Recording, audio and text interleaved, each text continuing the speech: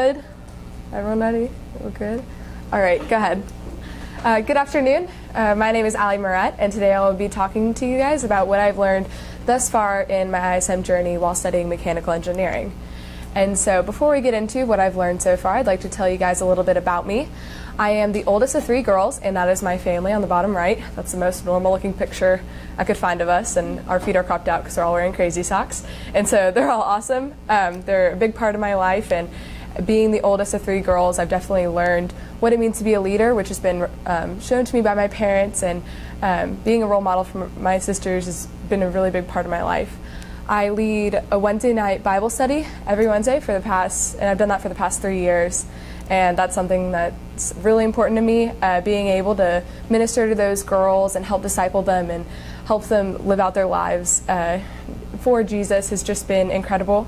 I love serving just in general, but also on mission trips. I've gone both internationally and nationally. And then I'm also very good at math and physics, which is one of the reasons why I chose mechanical engineering, to see if that's something that I can be passionate about and something that I can do for the rest of my life. And so this is my second year in ISM, and so I'd like to tell you guys a little bit about what I did in ISM 1. I researched international missions, which sounds very different from mechanical engineering, but for me they're the same. I still have the same purpose in mind. My whole reason for choosing mechanical engineering is because I can see it as a tool that I can bring over to people internationally and help those people in need. And so I had 2 mentors, Dee Dee Benjamin, which was Lauren's mom, who was awesome, and Eunice Cruz, who was awesome as well. And for my original work, I created a website, which really pushed me out of my comfort zone because I had to use a software that I wasn't used to, and I had to go out and do informational interviews with high school students, and so that was great. And then for my final product, I ended up combining all the small Bible studies in Frisco ISD high schools. And so I learned a lot in my ISM 1 program, or in the ISM 1. However, this year I really wanted to push myself and really wanted to push myself out of my comfort zone because in studying international missions, I already had some previous knowledge, whereas mechanical engineering, I don't have as much. So I really want to go out and find out new things. And so here are my goals for ISM 2. I want to see if mechanical engineering is a degree worth pursuing. I want to become educated on what mechanical engineers are doing internationally, and I want to develop a basic understanding of how to go through the design process. I've done this in previous engineering courses, but my hand was kind of held through the whole process, and I want to see if I can do it on my own. And I also want to create a product that could help people that are less fortunate, and also something that I am proud of. And so my quote for this year, I think, really ties in well with my ISM 1 and ISM 2 experience, which is 1 Peter 4:10-11. As each has received a gift, use it to serve one another as good stewards of God's various grace. Whoever speaks, as one who speaks oracles of God. Whoever serves, as one who serves by the strength that God supplies, in order that in everything God may be glorified through Jesus Christ. And so this year I really want to assess, what are my gifts, what are my talents, and how can I use them to ultimately give glory to the Lord. And so a big part of ISM is research-based. We do this through both primary and secondary research. And so our primary research we get from by conducting interviews, informational interviews. And so I interviewed 8 different people, and today we're just going to talk about my 2 favorites, which was with Mr. Alan Hill and Mr. Phuc Vu. And so these are 2 great people. All the other ones are great as well, but for time's purposes, we're just going to look at those 2. And so Mr. Hill was my first informational interview. And something that I loved about him is that before I even went into the interview, he emailed me resources to look into so that in the interview I could ask specific questions and get the most out of it. And also another thing that I loved about him was that he was extremely enthusiastic about his job. He said, or this is a quote from him, he's like, he said, "I don't understand why they're paying me to play video games all day, but I love it." And so he is extremely passionate about his job and really finds joy in it. And after looking back at this interview, this is a quote at the end from my research assessment. I said, if all of my interviews go this well, I'm going to have a hard time choosing a mentor, which luckily they all didn't go as well as his did, and so I did end up asking him to be my mentor. And we're still waiting to hear from the administration and seeing if I can get approval to shadow him. So we're kind of waiting on that. But Mr. Hill was incredible. Like I said before, just his enthusiasm, his honesty about his career, and then like his willingness to help me is really what set him apart from everyone else. My sixth interview was with Professor Phuc Vu, and he is the lead project manager at Engineers Without Borders, which is an organization that goes out and does engineering work in third world countries. And something that I saw that was really cool about him was why he chose how he came to the United States and how he got his passion for engineering. And he was a refugee from Vietnam. He came when he was 11 years old, and he left everything behind, his parents, his family, everything he knew, and just him and his sister came to the U.S. And so from seeing the brokenness in Vietnam and like the hurt in the world, he wanted to do something that would impact lives. And so he began with civil engineering, but after looking at the course load, found that he wasn't really passionate about those classes and didn't really want to take that route. And so instead went to agricultural engineering.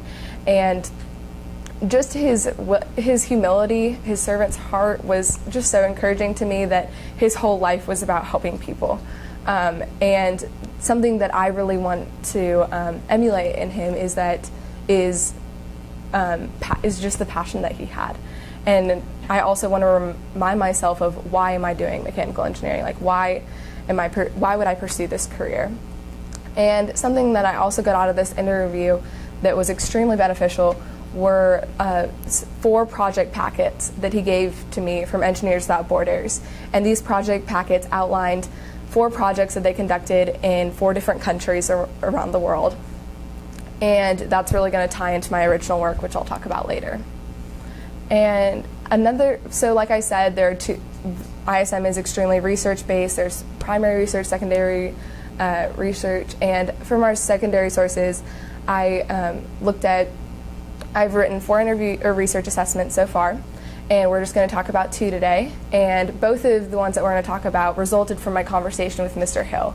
So like I said, that interview was extremely impactful, and I'm really grateful for him. So what we talked about in our interview is he actually has gone on international missions, and so he told me his perspective on what he saw the needs of people were. And so he said a huge thing that people need is energy. He walked into a family's house, and they had a wire hooked up to power lines, and the naked wire was just hanging out at their kitchen, on their kitchen table, and like the kids are running around, and like if they'd touched it, they would have been electrocuted and died. And so like something that they really need is a safe way to get energy. And so from this, I researched solar energy, and I learned of the three main types of solar concentrators, and also the 3 main types of solar cells made for PV systems. And something that I want to point out here that I found really interesting is that of the 3 main cells, the single crystal cells are the most effective. However, they only contribute to 29% of the global market for solar energy. And that really surprised me, because they're the most effective. You would think that they'd be used the most, but they're also the most expensive. And so when I'm looking at a problem and I'm looking at a project, I need to consider not the best situation or the best solution, but the best solution that fits the situation. And my next research assessment that came from my conversation with Mr. Hill was about LifeStraw. We talked a lot about water purification, and this is a water purification device that is becoming increasingly popular. And what the LifeStraw does is it kills 99.99% of bacteria and parasites just by using these hollow fibers that collect all the parasites and bacteria. And what I found that was really cool about this was not only the product in itself, but the company that created it. And what the company did is they distributed over 1 million of their products to 4.5 million Kenyans. And so that provided water for them for 3 years. And so that's a huge donation. I mean, 1 million units of their product given away completely for free, but they actually ended up profiting off of this because they argued that they were gaining, that these Kenyans were no longer using wood to boil their water, and so they gained positive carbon credit points. And they ended up selling these to companies that were over polluting and ended up profiting off of their donation.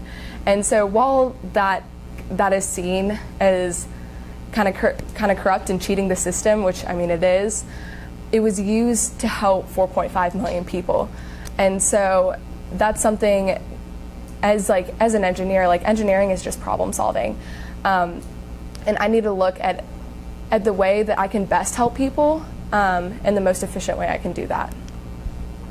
And so, an overview of the beginning of my ISM2 experience. Something that I really need to learn and really need to get better at is determining which solution best fits the issue at hand, and in what way I can in what way I can seek that. And that's really going to come from just research, and that I need to consider all possibilities. And another thing is I need to consider the limitations encompassing the product, especially considering that I'm looking to do missions in those third world countries that have very limited resource. That's also something I need to consider, which I've really learned in looking at the project packets from Engineers Without Borders. And then lastly, I also want to remember why I want to be an engineer, like Mr. Hill and like Mr. Vu, and just continue to have that passion as I continue to study this field. Thank you guys for listening. Are there any questions? No? All right, thank you.